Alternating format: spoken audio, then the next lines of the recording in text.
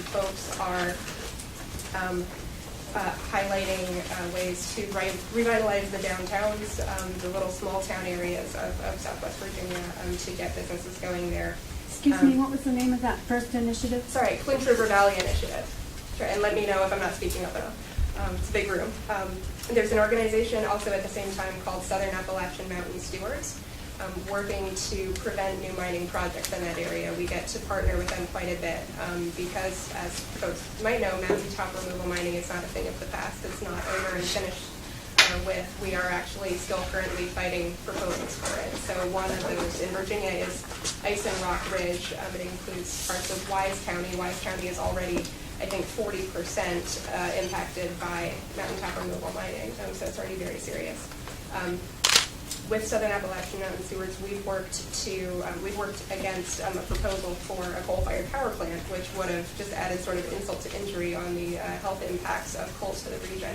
Unfortunately, that has been built, but we continue to push to fight mining projects, including the Coalfield Expressway project. If folks have heard about that, you might get questions about it later on.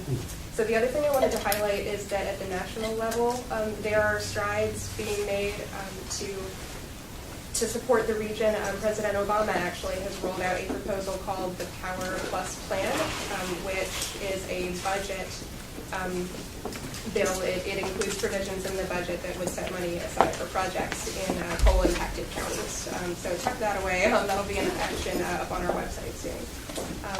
But I think it's really true that more people power and just sort of more awareness of these issues and how they impact folks who live near coal mining operations, that is a huge help to speak up sort of in solidarity and in a sense of working together, collaborating with the folks who are impacted by these issues. So I will leave it there. Thank you.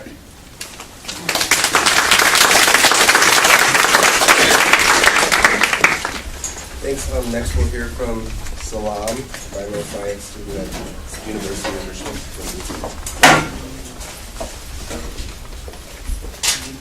Hello everyone, my name is Selam. I'm a senior at the University of Richmond. I'm majoring in environmental studies, and I've actually done quite a bit of work researching power plants, and my most recent research project is centered around looking at air pollution and from power plants nearby and how it affects students in Richmond's public school system. And what got me really interested in that was recently there was an article published, or not recently, a couple months ago, from the Asthma and Allergy Foundation of America, I believe. And it was saying that Richmond was the top asthma capital for the second year in a row, not including 2010 and 2011. So in the past years, Richmond has been the top asthma capital 4 years, and which is really problematic. And that got me thinking about how children in Richmond are affected by this. And so what I did was I looked up all of the elementary, middle school, and high school public schools in Richmond. I looked at their proximity to their top polluting facility. I looked at the racial composition of the school, the neighborhoods where the power plants were in, and all of that. And I compared it to the public elementary, middle, and high schools in Chesterfield County. And so what I found was that in Richmond, close to 60% of the high school and middle schools were within 5 miles or less of their top polluting source, which is extremely shocking to me, that these schools with all these children are being pre-exposed at such a young age to a lot of these air pollutants from these power plants that are so close to them. And in Chesterfield, I found that 20 to 30% of the schools were within 5 miles or less proximity to their power plant.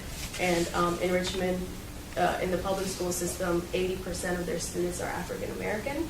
And so that is clearly problematic in that the schools in Richmond are the ones that are being most affected by this air pollution, and the students that are in them are African American. And also I did a little research on the socioeconomic status of Chesterfield and Richmond, and I found that Richmond's average median income is well below that of Virginia State's. And I think Virginia's was around $63,000 or something like that, and Richmond's was around $40,000. And so that shows another disturbing trend in that these students are not only African American, but come from disadvantaged socioeconomic backgrounds. And so I look forward to talking about the intersection of environmental justice and climate justice with you all, and hoping we can find ways to move forward and combat these issues.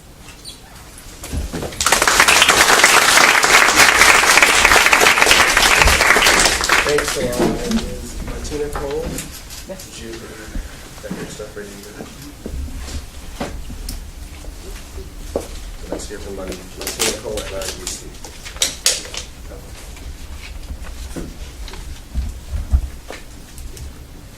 So good evening, everybody. As you said, my name is Montina Cole, and thank you so much. I'm really pleased to be with you all here today. I just want to thank you and the Virginia Majority, and also the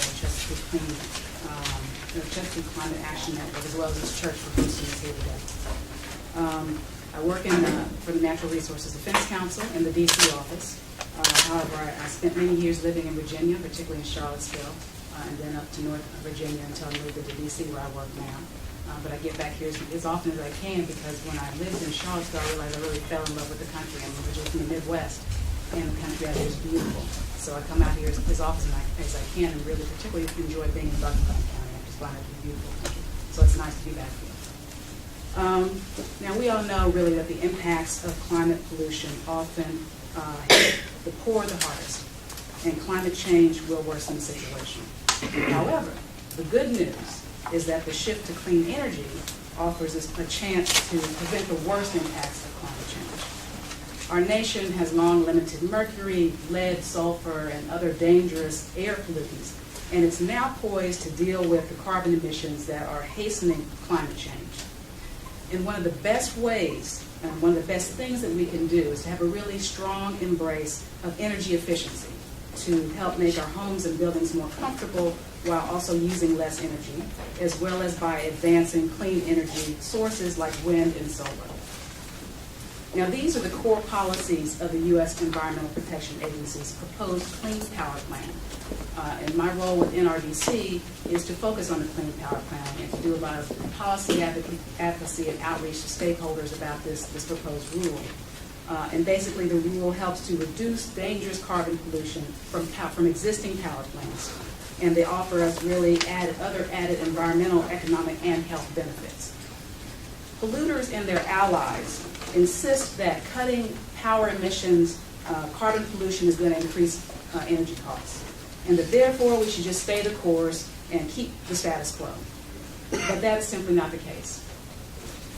The case is, in fact, and according to U.S. EPA's statistics, that a transition to a cleaner energy future will actually help low-income and fixed-income Americans to lower their electricity bills by an average of 6%, by an average of 8%, excuse me. Now, that's a huge impact, because as you know, a lot of us know, fixed-income households spend a much higher percentage of their incomes on energy costs.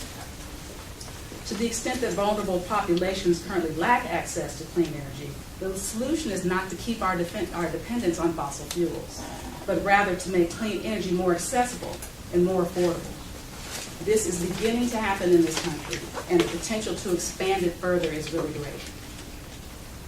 NRDC has recently issued a new report called Bridging the Clean Energy Divide.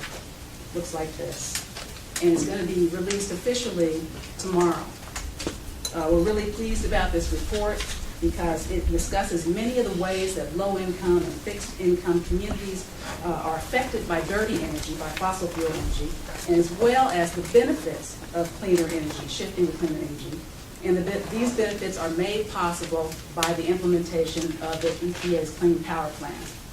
Now, one of the most positive effects of the Clean Power Plan will be to stimulate more investment in energy efficiency and renewable energy, and to maximize many other benefits, health benefits, economic benefits, environmental and societal benefits, while also curbing harmful carbon pollution that threatens our communities and our planet. Now, the health impacts alone of climate change are very serious, as we know. Increased asthma, increased respiratory illnesses, which often impact people of color and people in poor communities disproportionately. Those are just among many of the negative impacts of climate change. So I also have to mention that we are very pleased with President Obama's announcement today, which I think Jalonne also mentioned, that he's going to be taking several different actions to lessen the impact of climate change on our human health. Now, it's really important, I think, that folks have an understanding regarding clean energy and the opportunities that it presents. But what we find, unfortunately, is that there's been a lot of misinformation that's been put out there and spread by those who benefit by continuing the status quo, by continuing fossil fuel status quo.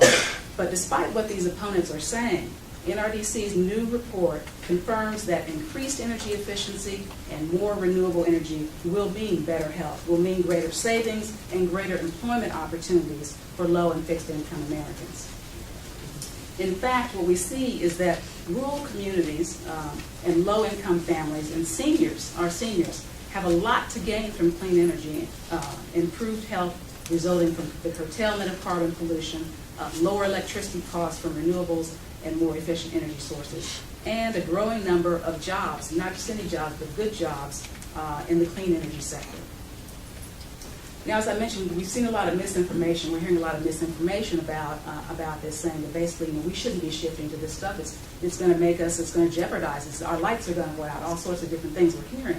But while the fossil fuel industry is spreading these untruths and scary stories, telling seniors things like, you want to, tell your congresspeople that you need to keep our coal plants because otherwise, our energy costs are going to go up, and you're going to choose between paying your utility bill and paying for your medicine. So we're hearing those kind of scary stories in an attempt to really influence vulnerable communities into opposing clean energy, and they're making a little bit of headway on that, unfortunately.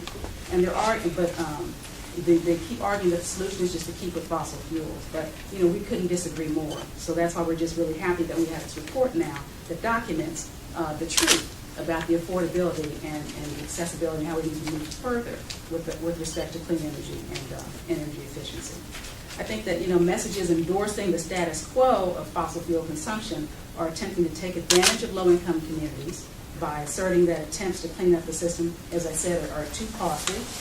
And these messages, you have to sometimes see not just what people are saying, but who it is that's saying it. It's coming from people who profit from the status quo. So that's something to keep in mind when we hear these sorts of things. Who is it that's delivering this message, and what's in it for them? And there's many examples, even right now, of how clean energy can benefit low-income people. We just need to really expand on that. So while polluters and their allies are trying these scaremongering tactics to further their agendas, this record really helps to set the record straight. We need to understand that when we choose renewable energy, when we choose energy efficiency, the lights will stay on, the TV will continue to work, and you'll be able to continue to use your appliances as you normally do. Moving to clean energy, one of the benefits, and I'll just I would like to entertain any questions during the Q&A period, but I briefly will just say some of the benefits is that when we have cleaner resources, it makes lower income people better able to handle fuel price fluctuations. Whereas, with a coal plant, it may just shut down. But the sun's always shining, the wind's always blowing. And that when we have a lot of problems and volatility with the fuel supply, that's when we sometimes see a lot of spikes in our utility bills. But we can benefit from renewable energy by not having that kind of problem. And this is a huge impact because, again, low-income communities spend so much of a proportion of their income on their utility bills. Just briefly, I want to touch on, some of the health impacts specifically. Not only lower income people, but children in general, and also our elders are more vulnerable to climate-related health effects. They can cause heat stress, air pollution, extreme weather events, and other things. The EPA predicts, however, with the Clean Power Plan, it's going to prevent up to 6,600 premature deaths. It's going to prevent 150,000 asthma attacks in children. We've seen over the past few decades that the amount of asthma has tripled and sometimes doubled in our communities. The Clean Power Plan will help to prevent, they estimate, 3,300 heart attacks, 2,800 hospital admissions, and 490,000, it's almost 500,000, missed days of school and work every year. The American Lung Association supports the Clean Power Plan and has statistics that are very similar to those that I just mentioned. And so these are really important benefits that can come from the Clean Power Plan. Just very briefly, the Clean Power Plan was introduced or was proposed by EPA last June. It will be coming out in final form in the summer. The EPA extended the comment period to allow people more time to understand there are a lot of complexities And they looked at really a record number of comments regarding this. We're seeing a lot of opposition from, again, fossil fuel interests.